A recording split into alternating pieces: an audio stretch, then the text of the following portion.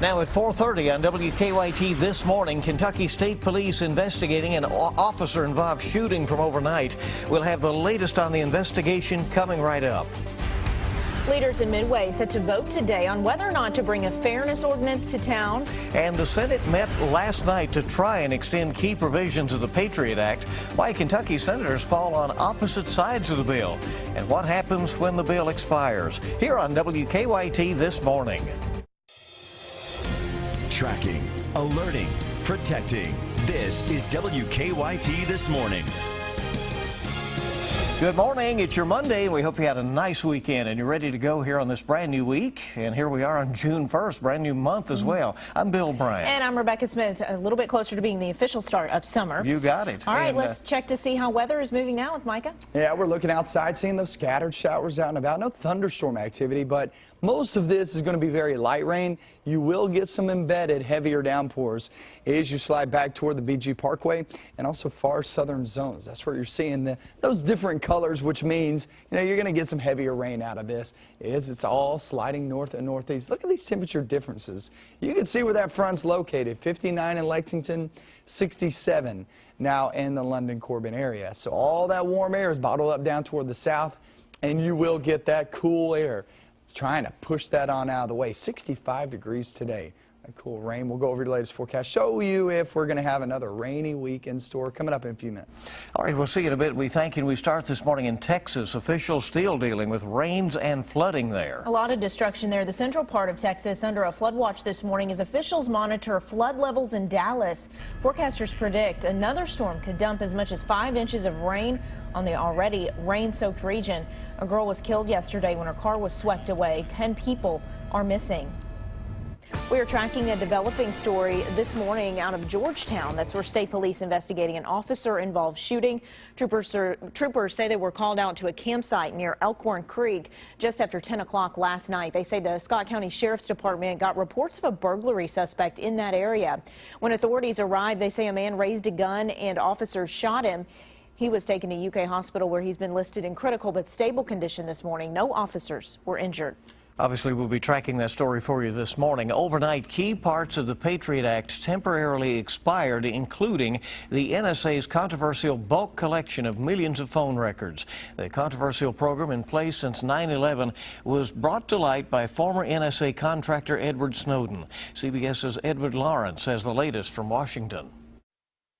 Today, Senate lawmakers will take up a House-approved bill designed to reform part of the government's controversial surveillance program. The yeas are 77. Lawmakers agreed to move forward with the measure Sunday after failing to reach a deal to extend key parts of the Patriot Act before a midnight deadline, temporarily putting a stop to the NSA's bulk collection of millions of phone records. I think the majority of the American people actually do believe the government's gone too far. Republican Senator and presidential candidate Rand Paul delayed the final vote to extend the program, calling it illegal.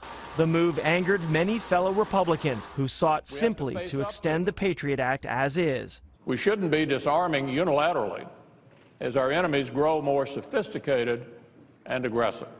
The White House is calling the developments an important step forward, but pressuring the Senate to act fast. The tools that the government has used over the last dozen years to keep this country safe are integral to making sure that we're able to stop terrorists in their tracks. The Senate must now work through several amendments to the USA Freedom Act. The measure is not expected to reach President Obama's desk until later this week. Well, later today, attorneys plan to file a lawsuit against the federal government, hoping to get benefits restored to the clients of a Floyd County lawyer while they wait for their cases to be reviewed. Last week, the Social Security Administration suspended disability payments for about 900 of Eric Kahn's clients. Lawyers for those clients are arguing that benefits should be reinstated until they've had a hearing with the Social Security Administration. They say without their benefits, many other clients will have problems paying for medications. Sat down and cry. That was pretty much about it. I didn't know what to say. I was just totally heartbroken. I didn't know from one day, I didn't know what I was going to do. Well, government investigators suspect Kahn used fraudulent information to secure the disability benefits. Kahn says he did nothing wrong. Meanwhile, another class action lawsuit's been filed relating to Khan, this one targeting the commissioner of the Social Security Administration. Two of Khan's former clients are named in the case. The lawsuit says that the sudden and drastic actions of the SSA with the promise of a future hearing at an undetermined time violate due process and equal protection rights. It's 4:35 on WKYT this morning. Today, a Woodford County community could become the 8th in the state to pass a law making it illegal to discriminate based on sexual orientation. The city of Midway is set to vote on an ordinance tonight that would allow employees who believe they have been discriminated against to file a grievance with the city. WKYT's Sam Smith takes a look at the proposal. Are we going to give protections to all people or not? This proposed fairness ordinance would prevent discrimination in housing, employment, and public accommodations based on race, religion, sexual orientation, or gender identity. We're not writing a new law. We're simply adding more protections for people under current laws. Mayor Grayson Vandergrift was approached by the county's Human Rights Commission in January. Now the item is ready for its second reading and vote. If the measure is passed, the city can then start hearing and investigating complaints. It would give people who currently don't have any recourse, if they do feel like they've been discriminated against, it would give them the ability to have some recourse. There are exceptions to the anti-discrimination measure. Religious institutions and their affiliated organizations, bathrooms, locker rooms, and changing areas are also exempt. You never want government to infringe upon people. It'll take 4 votes from the council for the measure to pass. Vandergrift will only vote if there's a tie. If you're going to protect some people, you need to protect all people. I think at least that's sort of the way I feel about it. In Midway, Sam Smith, WKYT. Well, today, a Montgomery County man accused of threatening to commit serious crimes in a Facebook post is set to be in court today. Police arrested 18-year-old Austin Russell in Franklin County last weekend. He's charged with solicitation of murder and robbery. Deputies say last Thursday, Russell posted online he was going to rob a Montgomery County bank and kill the people inside. The sheriff said it's possible those charges could change as the case makes its way through the courts. He's set to be arraigned today. Lexington police are investigating a shooting that injured 2 men near UK's campus over the weekend. Officers say they were called out to the apartment complex on Red Mile Drive early Sunday morning. They say they were responding to a shots fired call that also triggered a UK alert. But when police got there, they couldn't find any shooting victims or anyone who had information about what happened. Later, investigators say 2 men showed up at the hospital with bullet wounds in the legs, saying they were the ones who'd been shot. Police have not made any arrests. New this morning, we have an update to the Fayette County Public School Board's search for a new superintendent. Overnight, a school spokesperson says the firm hired to find a candidate is moving on to the next step in the hiring process. They say the superintendent screening committee will begin reviewing applications later this week. The committee will hold 2 closed meetings this week as well.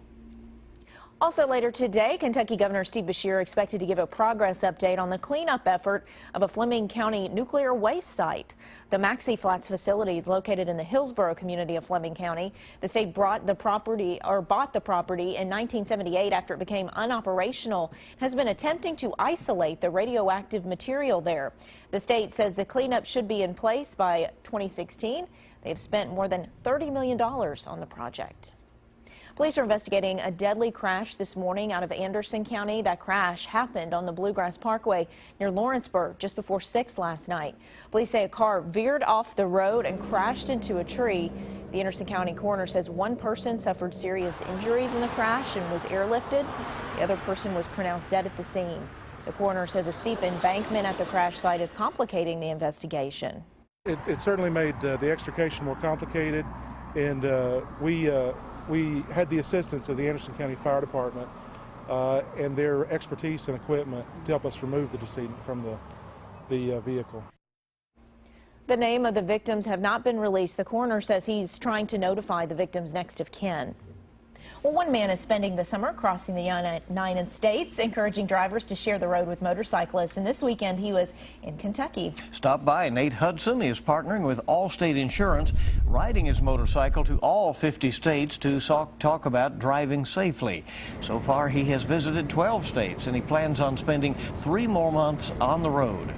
50 states, 111 days, 17,000 miles, and if somehow we were able to save one life, that's what that'd be the coolest thing about it. Hudson will be in West Virginia later on this morning. Has his mission cut out for him. 4:40 is the time on WKYT this morning. We're just getting started with all the latest news on your Monday. Thanks for joining us early on this Monday. Want to send your kids to college? Moms Every Day shares some ways to save on doing that when WKYT This Morning returns. And we're looking at some rain to kick off your work week. It really does slide on in here and bring in not just showers today, but also throughout the rest of your work week. I'll show you the best chance of rain and the least likelihood of actually seeing some rain coming up.